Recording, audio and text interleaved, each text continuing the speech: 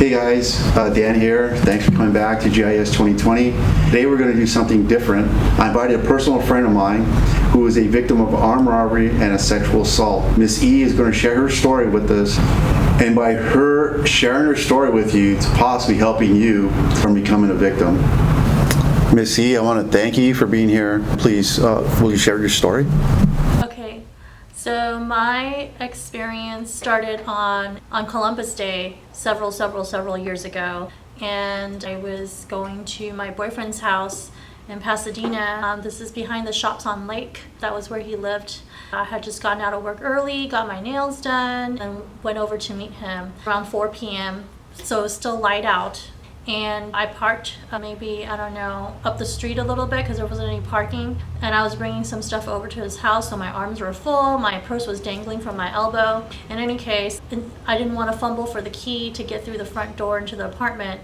So I saw the gate to the subterranean parking open because there were workers there replacing carpet or doing some work in some of the units. So I slipped into the subterranean parking so that I could get up through the elevator in there.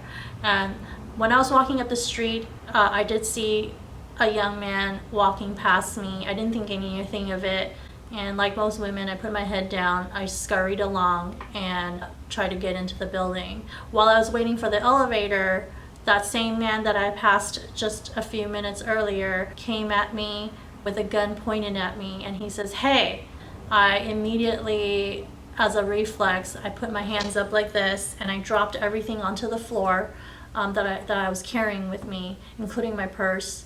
He then tells me, you know, give him all my stuff. And so I dropped to the floor, and by this time there was just all this stuff, all this mess on the floor. Instead of handing him my purse, I don't know why, but I dumped everything out of my purse so I could see what I could give him, because I didn't want to give him everything. And so I ended up giving him my wallet, which is obvious, and I gave him my point and shoot camera. At the time it was those really fancy Canon point and shoots. The whole time I was panicking. I mean, adrenaline's running through my body, and it was very, very scary and traumatizing. But a thought did occur to me at the time, and that was I did not want him to have my wallet because it has my driver's license in there and a keepsake memento driver's license of my mom's, who had passed away several years before that I keep in my wallet. And I knew those two things I needed to get back. I basically negotiated for it back. I asked him if it was okay for him to give me back my driver's license because I didn't want to stand in line at the DMV. That was the excuse I gave. By some miracle, he hands me back my wallet. And at that point, I opened my wallet thinking I was just going to take the driver's license out, but I didn't. Instead, I opened up the billfold. All these receipts come flying out, and I gave him the $6 cash I had. I handed him a $100 Macy's gift card that my aunt had given me, and I said, "Look, here's a $100 Macy's gift card. Take it. You can use it. Buy yourself something nice." What ended up happening was I kept my wallet with everything else in there. Which is crazy because, you know, if he had known better, it was a Louis Vuitton wallet, and that was probably the most expensive thing that I had in my purse that he could have taken and sold and did whatever with it. He would have gotten more than $6. With my camera, the point and shoots, I had a really large size memory card in there, and there are a lot of pictures of me in there with my family, my friends, my coworkers, and I really didn't want him looking through that and knowing a piece of me because it was already violating enough. And so because I had managed to get my wallet back, I felt like I could push the boundary a little bit and asked if he would give me back my memory card, which he did. He handed the camera back to me so I can reach in there and grab my memory card. So I was able to get my memory card back, but he took my camera. At which point then there was nothing else of value really to take. And so he takes off. But within just a few seconds, as I'm trembling and looking for my phone, which I had hid underneath my leg, he comes back, and I see him coming back, and scared the out of me because I thought he was going to come back to kill me. Because the whole time that I had been giving him all my stuff initially, all I could think of was told myself to stay calm, remember everything, remember his face, remember his voice, he's wearing, just pay attention to all those details because I knew I was going to get him. I had to try. So lo and behold, he came back because he forgot to check for jewelry. He checked my wrist, which had a Swarovski bracelet on at the time. You know, I told him it's fake jewelry, and then he didn't touch it. And then he pulled my blouse down. At the time I had like a light sweater on, and he pulled down like the collar area of my sweater with the barrel of the gun, and to check to see if I had a necklace on. I didn't. I don't normally wear a lot of jewelry, and I definitely don't now because of this experience. But he pulled down my sweater far enough that it exposed like part of my breasts, and he began touching my skin with the gun and with the back of his hand or the fingers, and he commented and made comments about my breasts or the things that he would like to do to them. And at which point then he said that he would give me all my stuff back if I let him do the things that he wanted to do. And of course, any woman, I think in her right mind as a reflex, would be like, no. And which is what happened. And I didn't know if he was going to drag me away somewhere at gunpoint, what he's going to do to me. And I got really angry, and I put my foot down and said no. I even handed him my car key at the time and said, look, you can take my car, but you can take whatever you want, but I'm not going to do that. I'm not going to let you do anything to me physically. And we were like negotiating for like a few seconds, and then the elevator beeped. Somebody was coming down the elevator into the parking garage, and he took off. That was when he took off. And to make a long story short, they did catch him. The detectives in Pasadena did a really good job. They caught him. I had saved the box to my camera, so I had the serial number, which they recovered at his house. Also recovered the weapon and his black hoodie he was wearing, which I described. But the camera was irrefutable evidence because of the serial number, and I had the box to the camera. And ultimately, I was able to lock him away for armed robbery and sexual assault because he was touching me underneath my sweater, skin to skin. And so that's my story. Ms. C, as I listened to your story, I jotted down a few notes that I wanted to ask you. What was the time of day when this took place? It was like probably around like 3 or 4 in the afternoon, so still daylight. Oh, you're still daylight. And what was the weather like during this particular day? It was mild.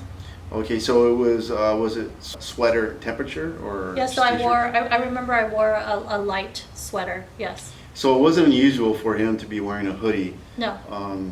And that was something that I did pick up on. Again, investigating robberies, one of the things that sometimes I pick up on is it's summer, it's August, it's 110 degrees outside, and an individual's wearing a hoodie with long sleeves. That's something that we should pick up on. Also, too, what area was this in? This is in Pasadena. Mm-hmm. And it was Pasadena's an upscale neighborhood. It's a nice neighborhood. So sometimes some people might be under the impression that being in a nice neighborhood, things like this don't happen. No, this can happen anywhere. Correct.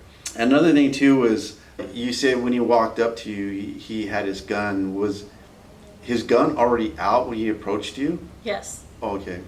And when he pointed the gun at you, where did he point it at? To your head or towards your body? It's probably like my upper body, upper chest area, face. Okay. And did he actually, at that point, when you first walked up to you, did he actually touch you with the barrel of the gun or just pointed it at you? No, just pointed at me. And what was the first thing he said when he pointed the gun at He you? just says, hey, to get my attention. Okay. And then also, too, I listened to your story, and you emptied your purse. You dropped all your belongings. Your purse fell on the floor. Actually, I think that was very good that you dropped all your property, because lots of time that causes hesitation or that distracts the bad person trying to do these things, because now all the belongings are on the floor. That means he has to bend down to look at it, take his eyes off you as the victim, or you're showing him everything you have and your purse is there. So I think that was one of the good things that did happen. And then I also noticed, listening to your story, at what point did he start trying to bargain with you? I bargained with him first because I wanted some of the really personal stuff to come back. I mean, I wanted to take it back. And so I started negotiating with him. And every time I negotiated, he would give it back to me, whatever I asked for. And then so this back and forth, I felt like was helpful in a way that it kind of established a rapport between us. I know that sounds really strange, but that's what it felt like.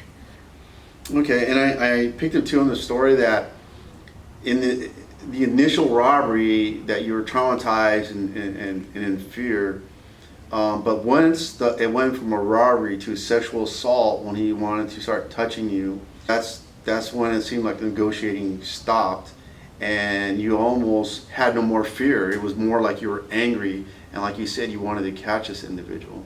Yes, when he started suggesting the more scary stuff, yes, I don't know. I just kind of got angry because, here I am. I've been more than accommodating.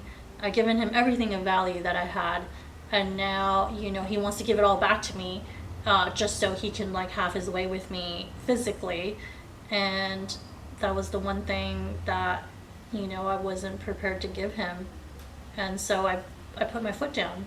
I did negotiate. I offered him my car. He can take my car, but he wasn't going to take my body, basically. And one other thing too, I do want to point out that, again, is my experience investigating robberies. I think this is one of the few cases I heard of where they're actually negotiating. Sometimes, most of the robberies I investigated, the bad guy was also very aggressive. There was no time for negotiating.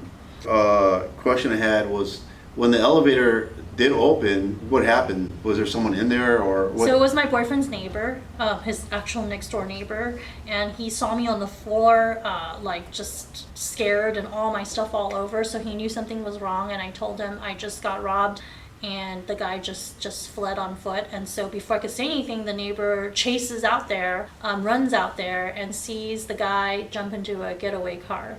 And so the neighbor was able to see, at least the type of car that they got away in. A couple of suggestions I do have is, again, listening to Miss E's story, is in the beginning when she said she walked past this individual, kind of turned away. One suggestion I would have is that you always make eye contact with people as you pass them, especially the bad guys. The bad guy does not want to be caught. He does not want you to recognize him, or does not want you to be able to give a description of him to the police, especially someone that does not fit into your neighborhood or into your apartment complex or wherever you could be at. Eye contact is important to let them know I see you, I can identify you. Another thing too is she was distracted. Granted, she was going to visit someone. She had her arms full with boxes, the box, and some things inside the box. But she did not notice this individual until he was already on her with this gun out.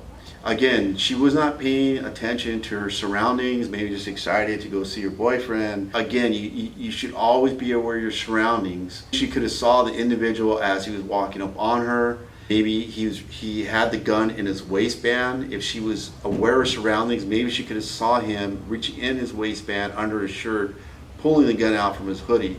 If she saw that, then maybe she could have just dropped everything and started to run. But again, she was not paying attention to her surroundings. And when she did notice him, it was too late. He already had the gun out and pointed at her. And Miss E, is there something that you would like to share with some of the female viewers from your personal experience? So from this experience, I've learned that it is crucial for us to always be on guard, no matter where you are. You could be in a bad neighborhood, you could be in a good neighborhood. These people are looking for opportunities. And so we really have to not make ourselves come off as easy targets. And like Dan said, you have to be really vigilant, be always aware of our surroundings. And I know that women, as women, we don't want to make eye contact with men, right? Because we don't want them to look at us, we don't want them to smile at us, we don't want anything from them. So we are very conditioned to always look down, look away, don't make eye contact. But I think that's wrong, because that makes us easy targets. And it's a psychological thing for a lot of these predators, because they feel that that's a weakness and they pick up on that. So if we're walking by people and they're coming close to us, I think it's good to look at them, smile, and give them a nod as an acknowledgement, like, I see you. More often than not, it's a normal person, and there's no harm done anyway to smile at somebody and look at them, you know? So the other thing is, you know, don't have your arms full of stuff when you're moving in and out of places. Have your keys ready, have things ready.